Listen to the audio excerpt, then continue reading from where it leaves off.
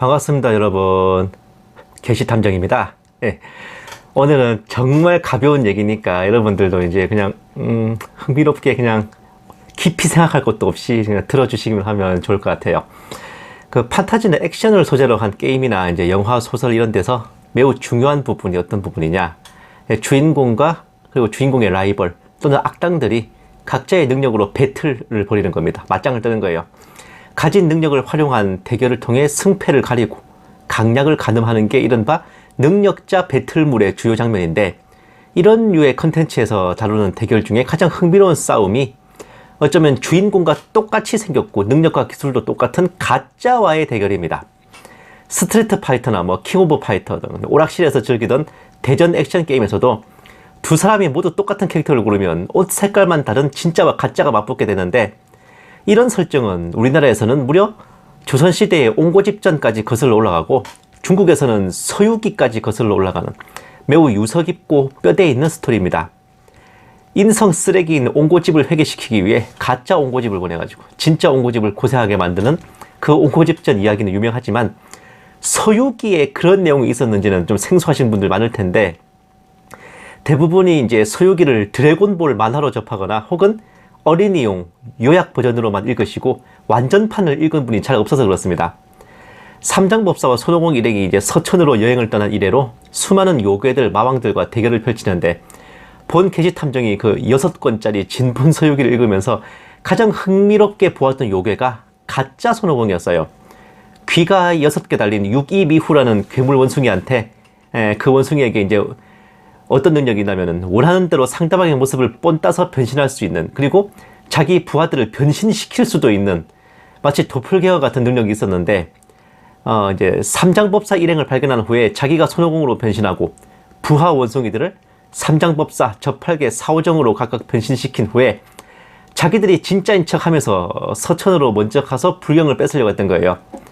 물론 가짜 저팔계와 가짜 사오정은 모습만 흉내낸 별 볼 일 없는 잡졸이었지만, 가짜 손오공은 능력과 기운은 물론 심지어 머리에 두른 금고리하고 여의봉까지 똑같이 세팅했어요.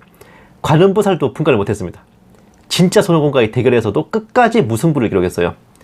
물론 이게 이제 권선징악의 원칙에 따라 석가열애의 도움으로 정체가 드러나 제거되지만, 진짜 히어로를 가장한 가짜 히어로의 존재라는 거 매우 참신한 소재였습니다. 그런데 사실 이런 스토리는 서유기나 옹고집전 이전에 이미 우리가 읽고 있는 성경에서 먼저 등장한 거 알고 계셨어요? 물론 급이 안 되는 대결이지만 어쨌든 하나님의 반대편에 서 있는 쪽이 사탄인데, 사탄 마귀는 결코 자신의 정체를 그대로 드러낸 채 활동하지 않아요. 예, 제가 사탄인데요. 예, 제가 마귀인데요. 이러고 활동 안 한단 말입니다. 항상 자신을 광명의 천사로 가장, 하나님의 행세를 하고 성령으로 행세하면서 인간들을 미혹하고 속여 먹으려 드는 겁니다. 한마디로 성경 전체가 참 하나님과 가짜의 모조품 하나님과의 대결이라 하겠네요. 하나님이 하늘의 하나님이신 것을 흉내내기라도 한 듯 자신을 공중권세 잡은 자라 칭하는 사탄이 제대로 능력치 배틀을 펼친 적이 있었어요. 바로 출애굽기에 나오는 모세와 아론, 그리고 이제 이집트 술객들. 출애굽기에는 이름이 안 나오는데 딴 데서 이름이, 히브리서가 거기서 이름이 나와요. 얀네와 얀브레와의 대결입니다. 여기에서 하나님의 권능과 사탄의 능력이 어떤 레벨 차이가 있나 제대로 뽀록이 나게 되죠. 모세와 아론이 이제 지팡이를 던져서 뱀을 만들고, 얀네와 얀브레도 그 애굽 술객들도 지팡이를 던져서 뱀을 만드는데, 아론의 지팡이가 술객들의 지팡이를 삼켜버리죠. 그런데 이게요, 학자들이 이제 분석한 대로라면은 술객들은 진짜 생 지팡이를 뱀으로 만든 게 아니라 뱀을 마취시켜서 지팡이처럼 뻣뻣하게 만든, 그래서 이제 그걸 던져가지고 뱀이 마취해서 깨어나게 만든 그런 마술 트릭이었다고 합니다. 이게 뱀을 만든 게 아니라.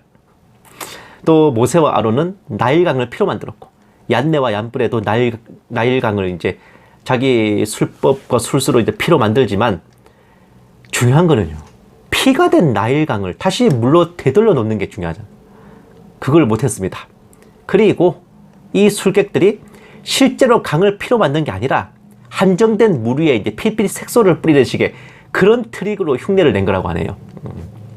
그리고 모세와 아론은 개구들이 개구리들이 올라와서 이제 땅을 뒤덮게 만들었는데, 얀네와 얀불에도 개구리를 땅에 올라오게 하지만 올라온 개구리들을 다시 돌려보내지는 못합니다. 그리고 술객들은 실제로 개구리들을 땅에 올라오게 한 게 아니라 이미 올라오고 있는 개구리들 옆에서 자기들이 한 것처럼 쇼를 한 거라고 합니다. 예. 그리고 모세와 아론은 땅의 티끌들을 이로 만들어. 막 그 몸에 막 붙는 이잖아, 이. 얀네와 얀불에는 실패합니다. 이걸 못해요. 그리고 이것은 하나님의 권능이니이다 라고 인정합니다. 이 술객들은 이제 뒤에 나오는 악성 종기 재앙 때 자기들도 똑같이 아토피에 걸려가지고 파라오 앞에 나오지도 못하게 됩니다. 이와 같이 하나님의 권능에 비해 사탄의 능력은 그야말로 흉내와 신용, 진짜 아날로그에 불과한 거예요. 심지어 어떤 초자연적인 기적도 아니야. 인간이 얼마든지 하려면 할 수 있는 마술 트릭 정도에 불과했다는 겁니다. 특히 없던 것을 있게 만드는 창조 능력은 전혀 없다는 거예요.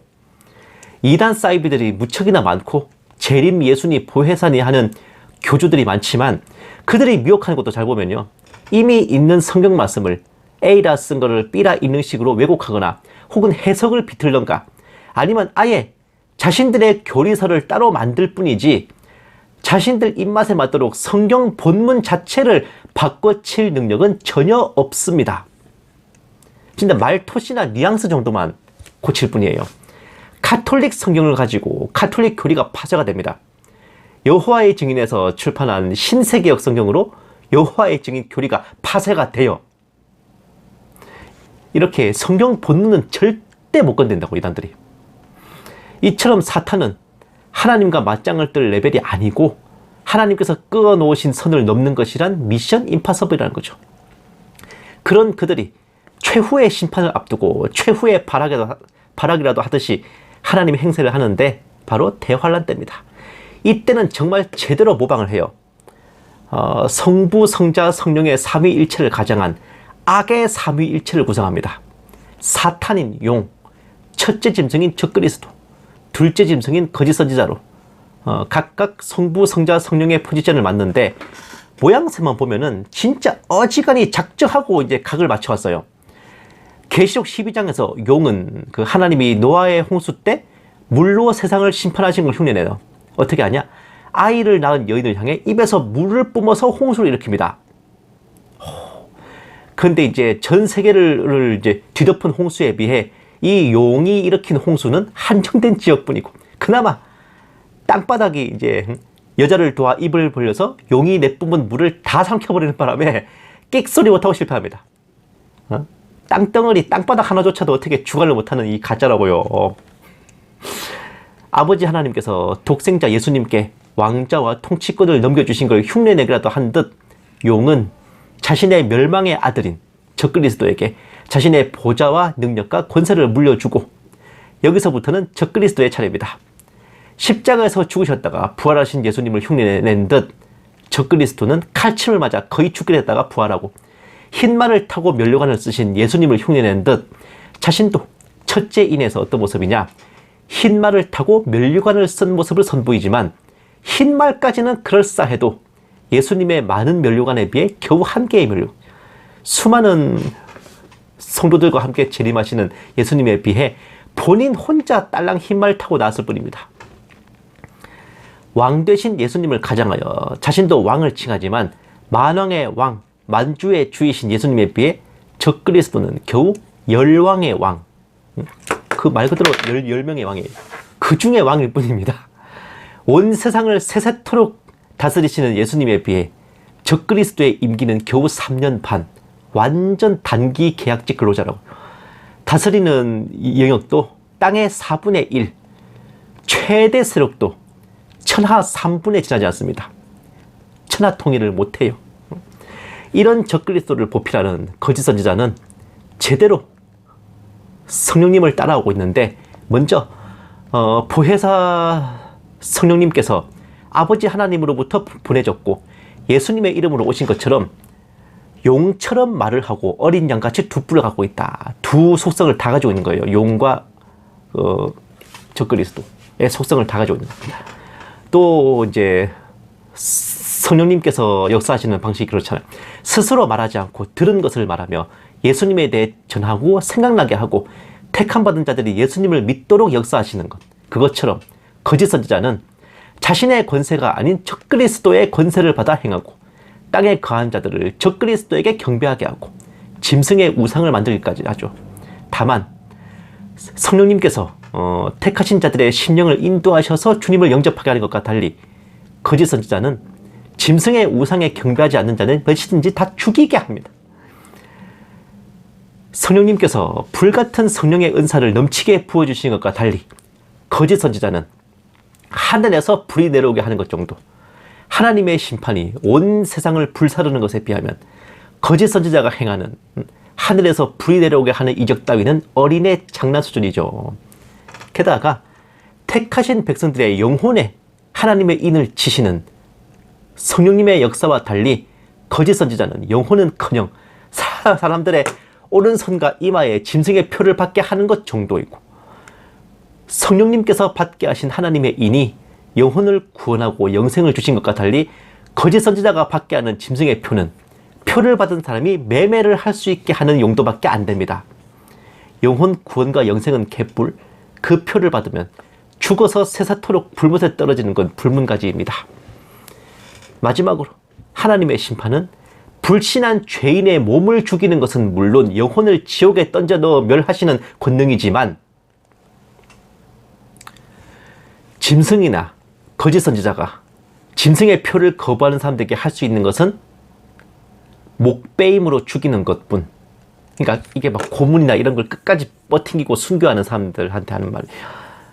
목베이는 그밖에 못해요. 그의 영혼은 1도 건드릴 수가 없습니다. 다만 이 악의 삼위일체의 의의가 뭐냐, 삼위일체 하나님의 각 포지션과 역사하시는 부분이 좀 헷갈릴 때, 안 헷갈려 할 때 이 악의 삼위일체를 보면 간단하게 요약 정리가 돼가지고 보다 이해가 빨리 될 것 같긴 합니다. 약간의 교보제라는 것, 샘플. 그 성부, 성자, 성령의 이제 역할 분담이 이렇구나. 이걸 역으로 걔네들 보면서 이해할 수 있는 거예요. 무지한 인간들 앞에서는 온갖 센 척 다 하고 전지전능하신 하나님을 흉내내지만 결국 짝퉁은 짝퉁일 뿐 정품이 못 되어 개꼬리 3년 묵힌다고 밍크 안 됩니다. 진정으로 능력 있으시고 강하신 하나님이 우리의 편이신 것을, 또 우리가 하나님의 편에 있음에 무한한 자부심과 평안함, 그렇게 느껴야 될 것입니다.